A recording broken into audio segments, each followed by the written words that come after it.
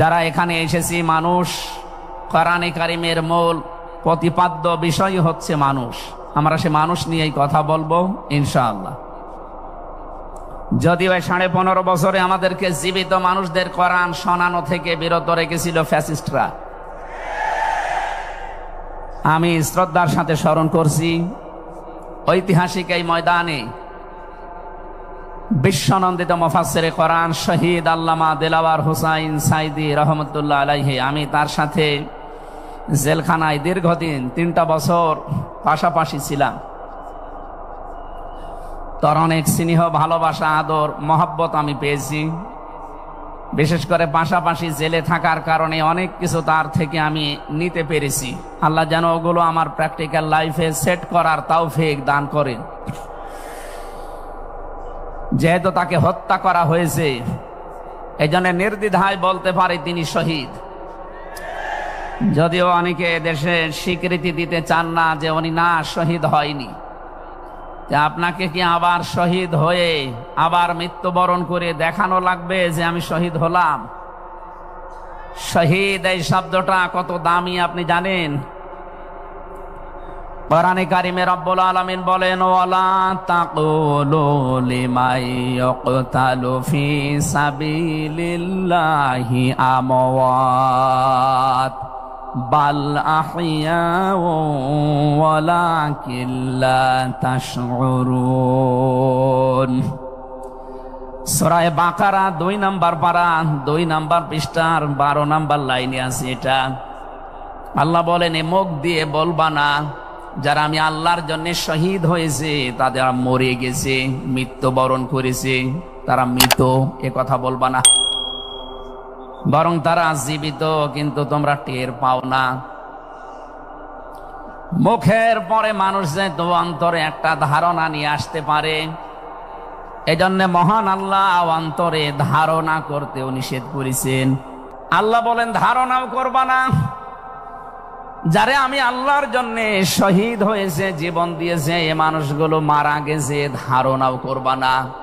মুখে তো বলাই যাবে না, অন্তরে ধারণাও করা যাবে না। সুতরাং এই দেশে যারা শহীদ হয়েছে, অনেকে এখনো তাদেরকে স্বীকৃতি দিতে চান না। বিশেষ করে 2006 সালের 28শে অক্টোবর থেকে শুরু করে 2024-এর 5 আগস্ট পর্যন্ত এ দেশের জন্য, মানবতার জন্য, ইনসাফের জন্য, ন্যায় বিচারের জন্য, মানবতার জন্য, বৈষম্য দূর করার জন্য যারা জীবন দিয়েছে, নির্দ্বিধায় আমরা বলতে পারি এ মানুষগুলো শহীদ। শহীদ আবু সাইদ, শহীদ মুগ্ধ, শহীদ রায়হান, শহীদ ফয়সাল, 2732 জন মানুষ আগস্টের 5 তারিখের আগ পর্যন্ত সবগুলো শহীদ। আল্লাহ যেন শাহাদতের সর্বোচ্চ মাকাম তাদেরকে নসিব করেন, বলেন আমিন। শহীদ আল্লামা দিলওয়ার হোসাইন সাইদি রহমতুল্লাহ আলাইহি যদি বেঁচে থাকতেন, আজকের এই সিলেটের ময়দানে তিনি আসতেন। কোরআনে কারিম শুনে হাজারো মানুষ হয়তো দিনের দিশা পেত, তো জালেমরা তাকে ধোঁকা দিয়ে জেল থেকে বের করেছিল। আমার সামনে দিয়েই বের করে নিয়ে গিয়েছিল, পুরা ধোঁকা দিয়ে। ওনাকে আগের দিনও দেখলাম কি সুন্দর কথা বলছিল, আমাকে উপদেশ দিচ্ছিল। পরের দিন শুনলাম যে না, উনি অসুস্থ, পুরাটাই বানোয়াট। যে বলছে আপনি অসুস্থ, চলেন আপনাকে হাসপাতালে নিয়ে যাই, ওখান থেকে চিকিৎসার মাধ্যমে আপনাকে ছেড়ে দেওয়া হবে। উনি তো আনন্দে বের হচ্ছিলেন, কিন্তু জালেমদের দুর্বিসন্ধি যে এত গভীরে ছিল কেউ বুঝতে পারে নাই, উনি নিজেও টের পান নাই। এই জন্যে প্রিজন ভ্যান থেকে নামার সময় আমরা দেখেছি একটা তৃপ্তির হাসি দিচ্ছিলেন। বলা হচ্ছে ওনার হাড়ে অসুস্থ ছিল, হাড়ের রোগ ছিল। এই কারণে মানুষের হাড়ে অসুস্থ হলে ওইভাবে মানুষ হাসতে পারে? বলেন। কারারক্ষী যারা সামনে ছিল তাদেরকে লম্বা করে সালাম দিয়েছিলেন, জিজ্ঞাসা করেছিলেন আপনারা কেমন আছেন। একজন হাড়ের রোগী অসুস্থ মানুষ এই কথাগুলো বলতে পারে না, তার মানে এখন পুরাটা পরিষ্কার, তাকে হত্যা করা হয়েছে। নবীজির কথা, দেওয়াল চাপা পড়ে মরলে যদি শহীদ হয়, সাপে কেটে মরলে যদি শহীদ হয়, নদীতে ডুবে মরলে যদি শহীদ হয়, গাছের নিচে পড়ে যদি মরে শহীদ হয়, অ্যাক্সিডেন্টে মরলে যদি শহীদ হয়, যাকে অন্যায়ভাবে মেরে ফেলা হয়েছে অবশ্যই তিনি শহীদ। আল্লাহ রাব্বুল আলামিন তার গোলামের 50টা বছরের কোরআনের খেদমত যেন কবুল করেন, জান্নাতের সুউচ্চ মাকাম নসিব করেন, বলেন আমিন। আজকে তার সন্তানও আসবে, কলিজার টুকরা সন্তান আলহাজ শামীম বিন সাইদি অলরেডি চলে এসেছে। গতকাল শেষ হয়ে গেছে। আমাকে সিলেট পর্যন্ত আনার পেছনে আপনাদের যে সমস্ত মানুষগুলো ভূমিকা পালন করেছে, আমার শ্রদ্ধাভাজন উস্তাজ, ইসলামিক চিন্তাবিদ, শিক্ষাবিদ আলহাজ মাওলানা আব্দুস সালাম আল মাদানী, আতালাল্লাহু উমরাহু ওয়া বারাকাল্লাহু ফি হায়াতি, সকলে বলেন আমিন। আমরা যে কথা বলতে চাই, কোরআন আমরা শুনতে এসেছি, আমরা মানুষ। ওয়ালাকাদ কাররামনা বানি আদম, আমি বনি আদমকে সম্মানিত করেছি। অথচ এই সম্মানিত সৃষ্টির অসম্মান করার জন্য এই 15.5 বছরে অনেকেই সিনিমিনি খেলছিল। আল্লাহ তাদের সমস্ত কাজকে নস্যাৎ করে দিয়েছেন। কোরআনের ভেতরে আমরা জেনেছি, কোন জালেম যদি চেয়ারে বসে তাহলে সর্বপ্রথম 2টা কাজ করে। সূরা নমলের 34 নম্বর আয়াতে আল্লাহ দলিল দিয়েছেন। আল্লাহ পাক বলেন, জালেম যদি ক্ষমতায় বসে তার প্রথম কাজ হয় সে বিশৃঙ্খলা তৈরি করে জমিনে। আমরা দেখতে পেয়েছি 15.5 বছরে প্রায় 52টার উপরে বিশৃঙ্খলা তৈরি হয়েছিল। এই দেশের সবচাইতে সম্মানিত মানুষ যারা আমরা দেখতে পেয়েছি তারা আলেম, অথচ এই বাতিলের টার্গেটই ছিল আলেমরা। এই জন্য সম্মানিত মানুষদের যারা সম্মান করে, অপদস্থ করে, তাদেরকে হেয় প্রতিপন্ন করে, এটা জালেমদের 2 নম্বর কাজ। তার মানে কোরআনের এই আয়াত অনুযায়ী প্রতীয়মান হয় যারা ছিল এরা জালেম। জবান খুলে বলেন এরা কি? স্পষ্ট ভাষায় বলছি, যারা জালেম এরা আল্লাহর মামলার আসামি। কথাটা খুব হালকা মনে হচ্ছে। সূরা শূরা 25 নম্বর পারা 6 নম্বর পৃষ্ঠা 13 নম্বর লাইনের 42 নম্বর আয়াতে আছে, ইন্নামাস সাবিলু আলাল্লাযীনা ইয়াযলিমুনান নাস। আল্লাহ পাক বলেন, অবশ্যই আমি নিজে মামলা দায়ের করব তাদের বিরুদ্ধে যারা মানুষ হয়ে মানুষের উপরে জুলুম করে। আল্লাহ ইয়াজলিমুনাল মুসলিমুনা দেননি, ইয়াজলিমুনান নাস দিয়েছেন। ইয়াজলিমুন শব্দটা মোজারে, আরবি গ্রামার অনুযায়ী এটা বর্তমান, ভবিষ্যৎ, প্রেজেন্ট, ফিউচার, 2টা কাল নিয়ে শব্দ গঠন করা। তার মানে এখন যারা এ পৃথিবীতে মানুষ হয়ে মানুষের উপরে জুলুম করছে, ভবিষ্যতেও যারা করবে, তাদের কিছু পরিণতির কথা আমরা কোরআনে জেনেছি। রব্বুল আলামিন জানিয়েছেন সূরা নমলের 52 নম্বর আয়াতে, ফাতিলকা বুয়ুতুহুম খাবিয়াতাম বিমা যালামু। হে নবী, একটু তাকান জালেমদের এই বাড়ির দিকে। এই সেই ঘরগুলো জুলুম করার কারণে ঘর আমি আজ পরিত্যক্ত বানিয়ে দিয়েছি, জনশূন্য করে দিয়েছি, উজাড় গৃহ বানিয়ে দিয়েছি। সিলেটবাসী, আয়াতটা যে কত বাস্তব, যদিও এটা লূত নবী আলাইহিস সালামের উম্মতদেরকে ইশারা দিয়ে আল্লাহ নাজিল করেছিলেন। তা আমার আয়াতটা পড়ার পর, ব্যাখ্যা বিশ্লেষণ দেখার পরে মনে হচ্ছে 2024 সালের 5 আগস্টের বিকাল বেলা আল্লাহ আবার নাজিল করেছেন। আল্লাহ যেন তার কুদরতি আঙ্গুল দিয়ে দেখাচ্ছেন, এই সেই ঘরগুলো খাবিয়াতান, আমি জনশূন্য করে দিয়েছি, পরিত্যক্ত বানিয়ে দিয়েছি, বিমা যালামু, জালেমদের জুলুমের কারণে। এর বাস্তব প্রমাণ আমি কুষ্টিয়ায় হানিফ সাহেবের বাড়িটা দেখতে পেয়েছি। বিকাল 5টা বাজতে বাজতে মানুষ বাড়ি না ইট পর্যন্ত রাখে নাই, পায়খানার প্যান পর্যন্ত খুলে নিয়ে চলে গেছে। এতটুকু আল্লাহ শেষ করেননি, এর পরের শব্দ আমাদের জন্য। আল্লাহ তাআলা জানিয়েছেন বিমা যালামু, জালেমদের জুলুমের কারণে ওই জায়গা পর্যন্ত আল্লাহ অভিশপ্ত বানিয়ে দেয়। বাংলাদেশের 630টা থানা কম বেশি প্রায় জায়গায় আমার যাওয়া হয়ে গেছে।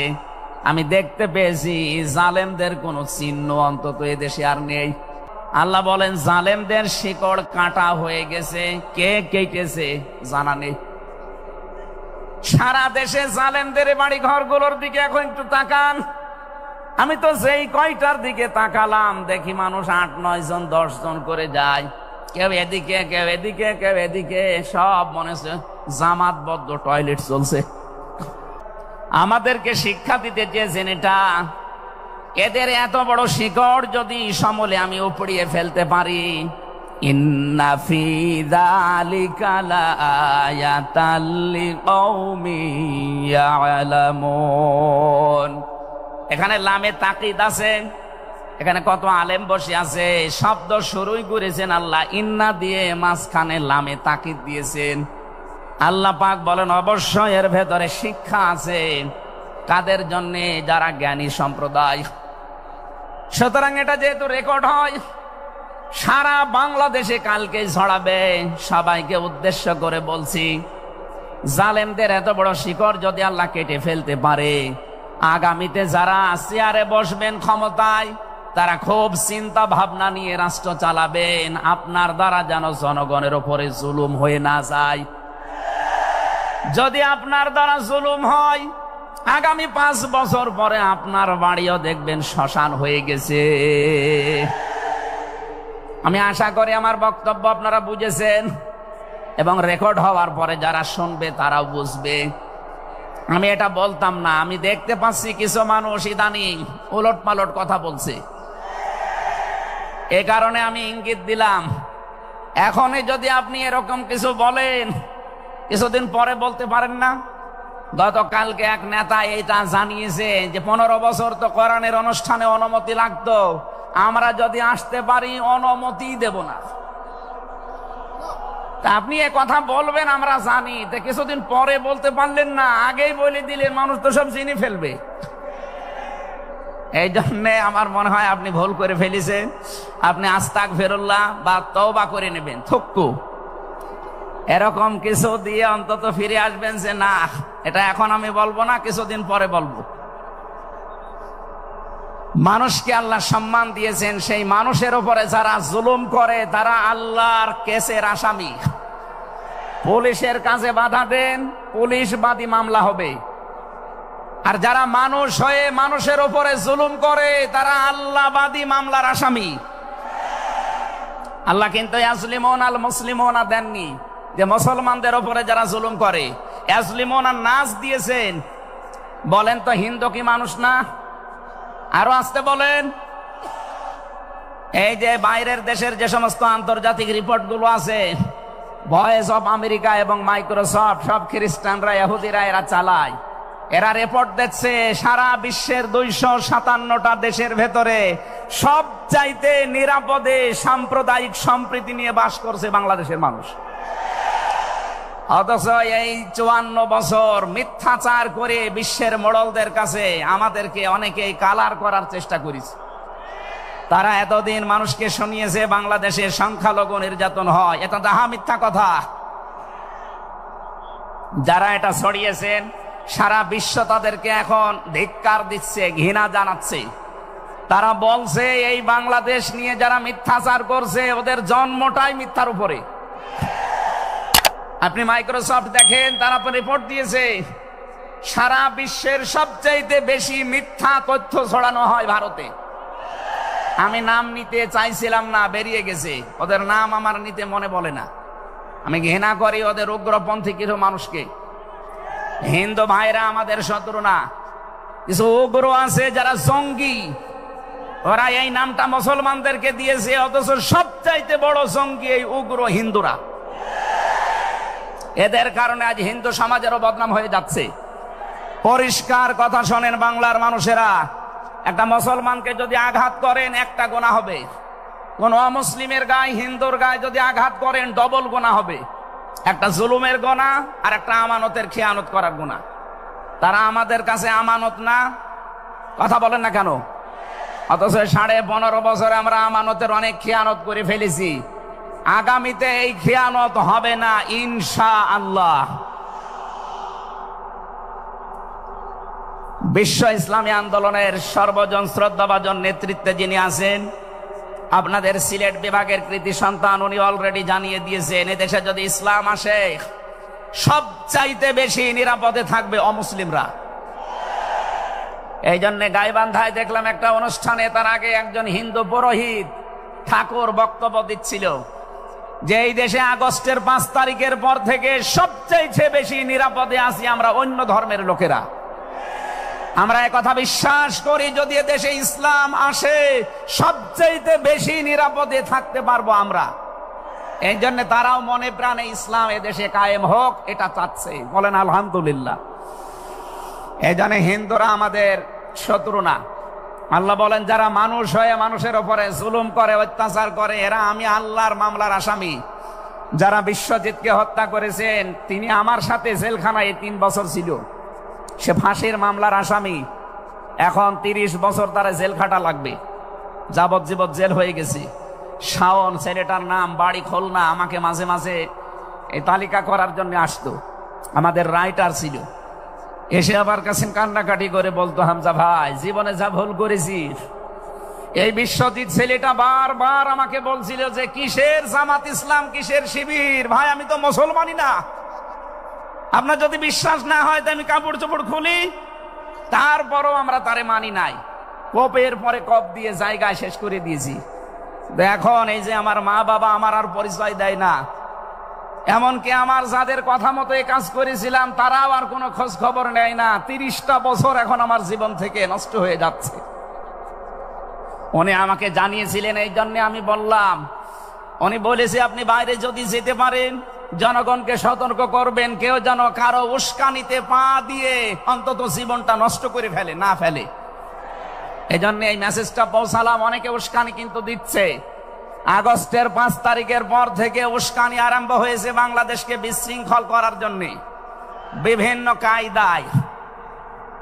একটাও হালে পানি নেয়নি, এখন আবার অন্য একটা নতুন ফর্মুলা আরম্ভ করেছে, এইটাও হালে পানি নেবে না ইনশাআল্লাহ। সুতরাং যারা পালিয়ে গেছে তাদের উস্কানিতে পা দিয়ে যদি এই দেশে কেউ বিশৃঙ্খল পরিবেশ তৈরি করতে চান, একটু গোপালগঞ্জের দিকে আপনি মাঝে মাঝে তাকাবেন। পেছনে কিভাবে লাল করে দিয়েছে প্রশাসন দেখেননি? ওই সময় সন্তান গোপালগঞ্জ থেকে ঢাকায় আসলে, বসে আসলে 300 টাকা, দাঁড়িয়ে আসলে 1000 টাকা। কি অবস্থা করেছিল, এটা দেখেও আপনার শিক্ষা হয় না। এই জন্য আমি সতর্ক করছি, আগামী থেকে আমরা যেন কারো উস্কানিতে পা দিয়ে বিশৃঙ্খল পরিবেশ তৈরি করে দেশটা অন্তত 9 রাজ্যের স্বর্গরাজ্য আমরা তৈরি করে না ফেলি। আল্লাহ যেন আমাদেরকে তাওফিক দেন কথা মেনে নেওয়ার, বলেন আমিন।